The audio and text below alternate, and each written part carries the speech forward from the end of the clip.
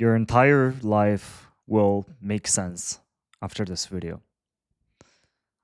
This diagram will explain everything that has ever happened to your life. All your emotions, all your struggle, happiness, everything. And this is going to help you move forward with more clarity. Because once you make sense of how your internal world works, you can use it to change your life, to change how you feel. At the end of the day, all we're after is happiness, positive emotion, right? That's at the top here, emotion. Usually the positive emotion, but the negative emotion is very important as well. And we will understand exactly how emotion forms. Exactly. Okay, let's talk about, before we dive into it, I want to say something about emotion. Why is this so critical to understand emotion? Why can't we just use our logical mind everywhere, right? First of all, we are emotional creatures. We have to admit that we probably don't have as much logical willpower as we would like to think we have. If that was true, then everybody would go to the gym, everybody would make the right decision, everybody would be happy, right? No, but we're emotional creatures. We have to understand why we're feeling negative emotions so that we can relieve our suffering and we can understand how positive emotion works so that we can have more positive emotions. And also, in one of my last videos, I talked about emotion being the most important component of charisma. Because at the end of the day, people don't remember what you say, they remember how you make them feel. And, whatever you feel, they also feel. That's why you have to feel good if you want to be charismatic. If you feel bad, the truth is always shining through, and you can't really fake it. You can only fake it so far. People can sense your energy, people can sense your emotion.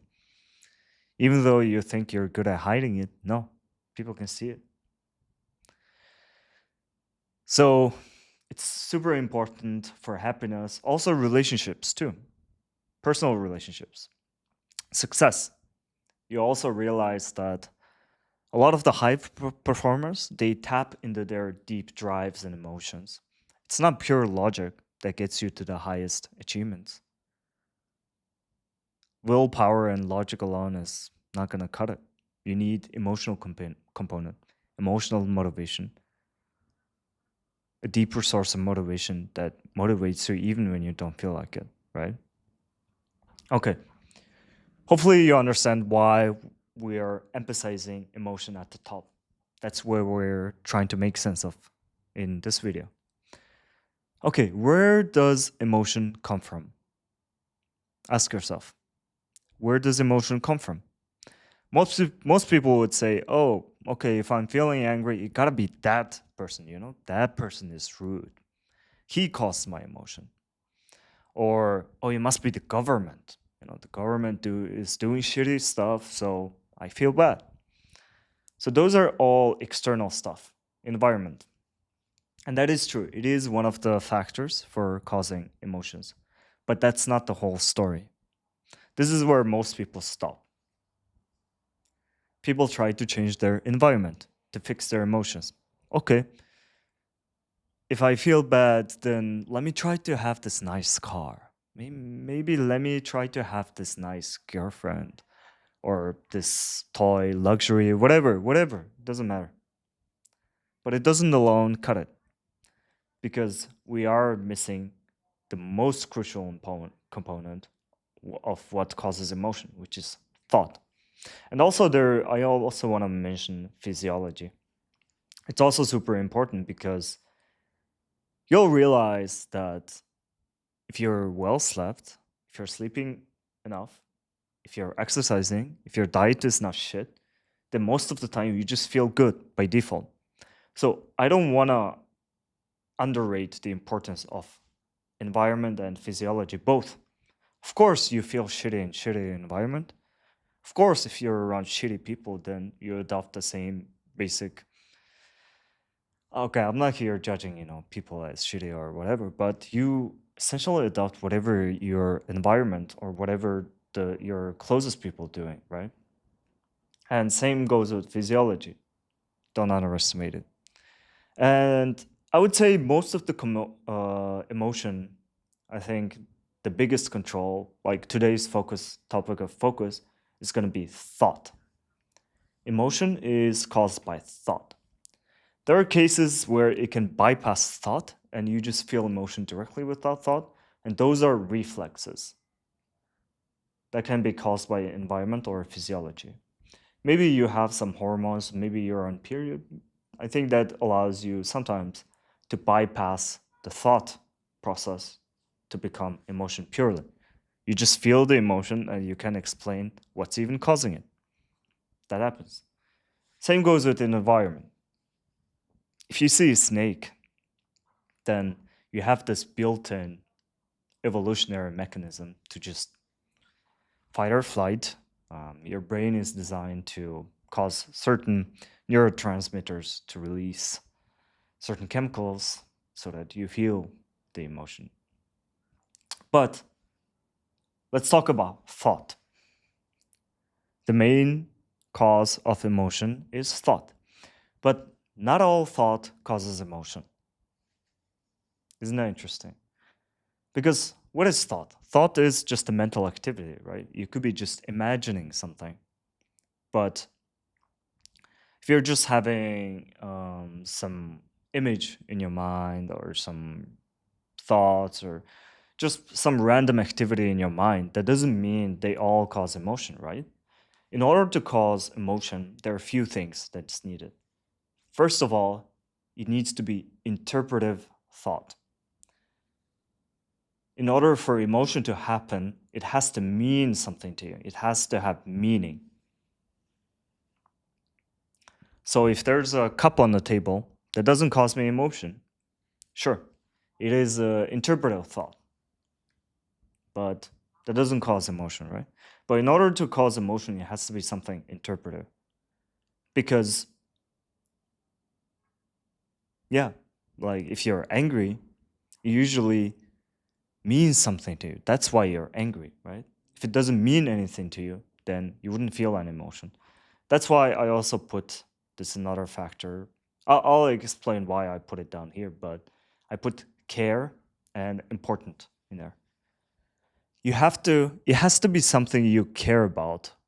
It has to be something that you deem as important for it to cause especially strong emotion. You have to care about something. For example, if someone doesn't text you back, usually it's because you interpret the message as threatening to something that you care about, something that's important to you, which we'll talk about later, core need and identity. But I put solution one here because in that same example, let's say someone doesn't text you back, but if you just interpret it differently, you just think to yourself, oh, okay, it doesn't say anything about me, that person is just busy, then that is one solution. I think Stoics are really good at this. They find healthy interpretations of events. When people do shitty things, they just think to themselves, okay, people do shitty things. It is what it is.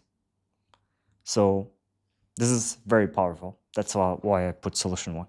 But you'll see there will be also other things that we can do to feel positive emotions more.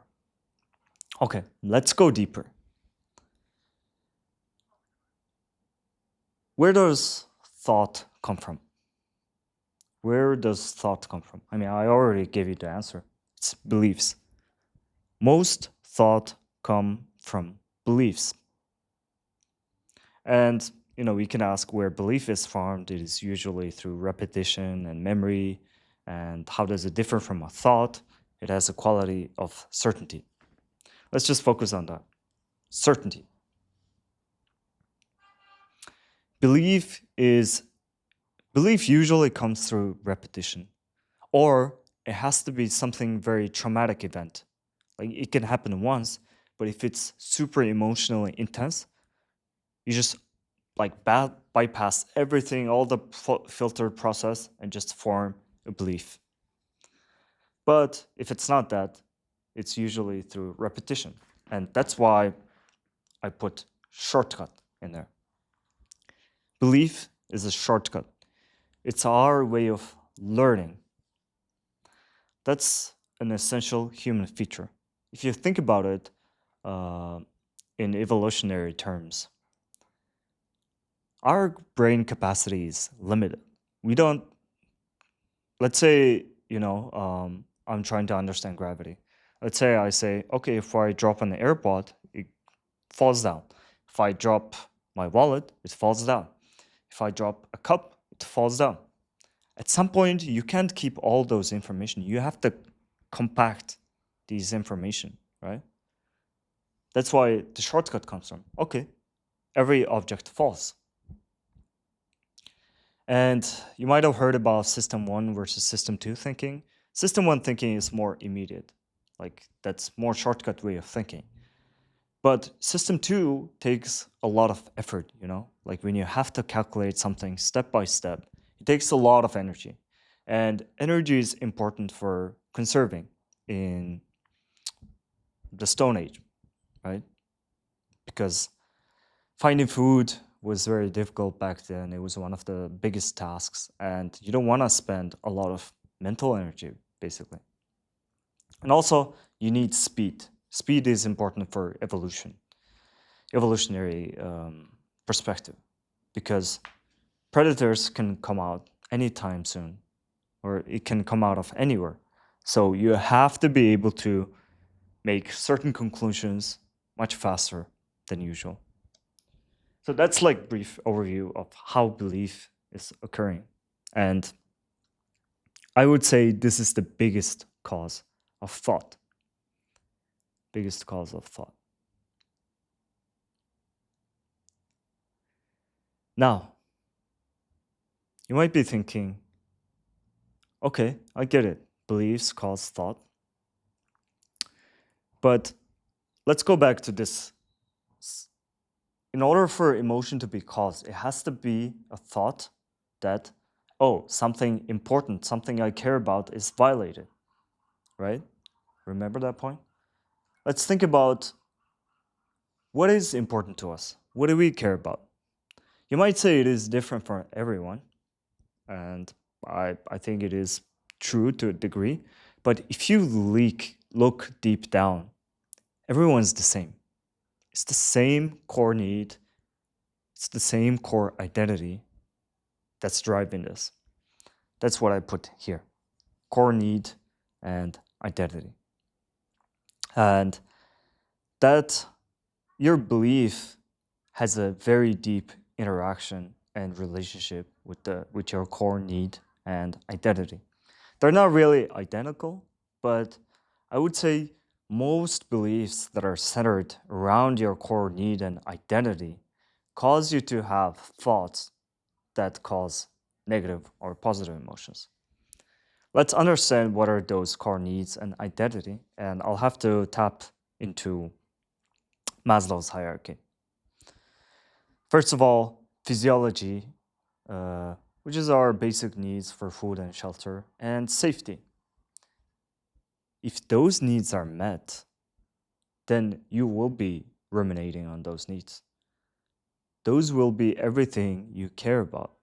Because why do you care about belonging and everything else? You only care about food and shelter and safety if that is not met.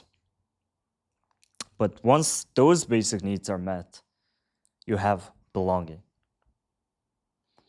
Belonging and being loved, being accepted by your tribe. That's the evolutionary term. I put evolutionary biology here because all of this will make a lot of sense in terms of evolutionary biology. And here's a controversial opinion of mine. I think we're all just primates, really. We're all just functioning with our most primate brain, and we do have like modern interpretation or modern symbolic way of interpreting these needs, but we are basically functioning based on those needs and core identity, as you'll see. So those are belonging and self-esteem. We all know why belonging is important, because if you were isolated from your tribe, that means you were about to be eaten. We're talking about survival. That's why feeling like you belong is such an important driver for all of us. All of us, every single human being wants to belong. It is built-in mechanism. You can't avoid it. That's why when this need is not met, let's say someone doesn't text you and you feel like you don't belong, that causes your negative emotion. Comes from all the way from down here. Let's talk about self-esteem. You also see why in evolutionary terms, self-esteem is important. Back in the day, you want to belong to the tribe, right? As we talked about, but you can't belong unconditionally. You have to contribute something. You want to feel like you're high as possible in the social hierarchy. And why is self-esteem related to social hierarchy? I think there are some examples about lobsters, right? Lobsters high in dominance hierarchy will release more serotonin, which means that they feel like they are valued, more valued. If they don't feel valued, they don't release as much serotonin. So even their body language is kind of weak. And that's why self-esteem is such an important driver in evolutionary terms. And we all know in our modern days that we want to feel good about ourselves, right? If we feel bad about ourselves, then all the negative emotions happen. If something makes us feel bad about ourselves, we feel really bad. You see? Okay. Well, Maslow has 5 needs of hierarchy, and the 5th one is self-actualization. But before we go there, I want to mention autonomy and coherence shortly. These are not stuff that Maslow came up with, but these are, I would say, also essential. And you'll see that autonomy, even little babies as they're born, they want to have autonomy. They want to do whatever they want to do. They want to express themselves, and they cry, they scream if you don't allow them to do whatever they want to do. So this is a basic need, and it is also built in through evolution. And the 6th one is coherence. You want to make sense of the world. If nothing makes sense of this world, then higher the chances of being eaten. If your environment doesn't make sense and you can't make reliable prediction, then your chance of survival is low. So I hope like all these basic needs make sense. And then you might say, okay, there are some emotions that are not related to these. What about art and beauty? Those are not related to any of these basic needs. So that would be under self-actualization, which is more transcendent. And usually this stage of need is relevant to people who satisfied all the below needs to a satisfactory degree. If you feel safe, you feel like you belong, you feel good about yourself, you're free, you make sense of the world, then you start become whatever version you can imagine about yourself. That is more transcendent qualities. And we all have these basic desires and programming. That's why we're saying we're all the same underneath. We look like we're talking about different things, but it's all the same. It's just that we give different interpretation. We have different beliefs about how to go about fulfilling these needs. Maybe there's some genetic component to it too, to make us different, but we all want to fulfill these needs to a degree. This is our biggest desire. This is what we care about the most. This is what we deem as most important. You might say car is important, girls are important. No. These all connect back to your core needs. You want to be loved. That's why you care about girl, or you want to feel good about yourself. That's why you want to have like beautiful wife or whatever. That's why you want to have a car. Your creative self-expression, that is your need for autonomy.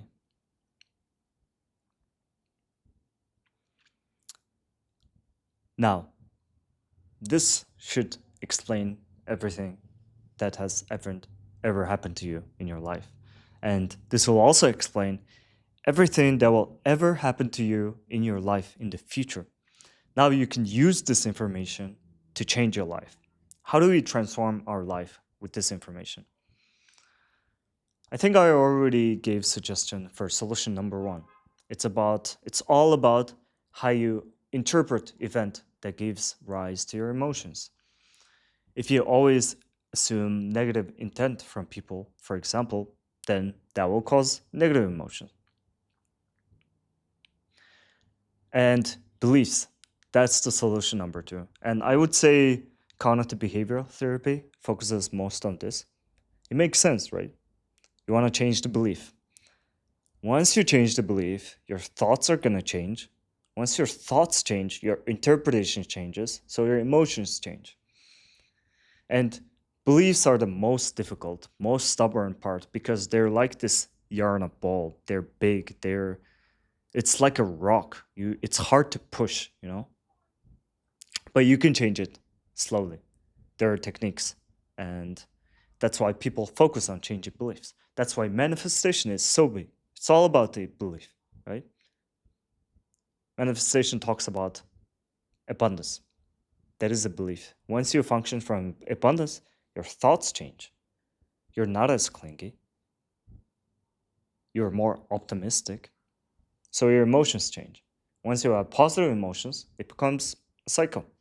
Maybe it reinforces your positive belief, and it's a good cycle. But if you fuck up this cycle, then your negative emotions can reinforce negative belief, and then you're in a negative spiral. I think that's everything all I wanted to say in this video. And also, like, there are interesting perspectives. So everything you read about, just think in terms of this schema. I think it will make sense. You'll see how exactly it fits in here. Or even neuroscience. You can think about, okay, emotion, which part of the brain, thought, which part of the brain, physiology, neurons, neurotransmitters, hormones, beliefs. I think this was very important for me to put it together, put it down on paper, and I think it all makes sense to me. And let me know if I missed out on anything. There are definitely topics that we could go deeper about certain aspects of this diagram, but I think this is a good start. So I hope you enjoyed this video, and I'll see you on the next one.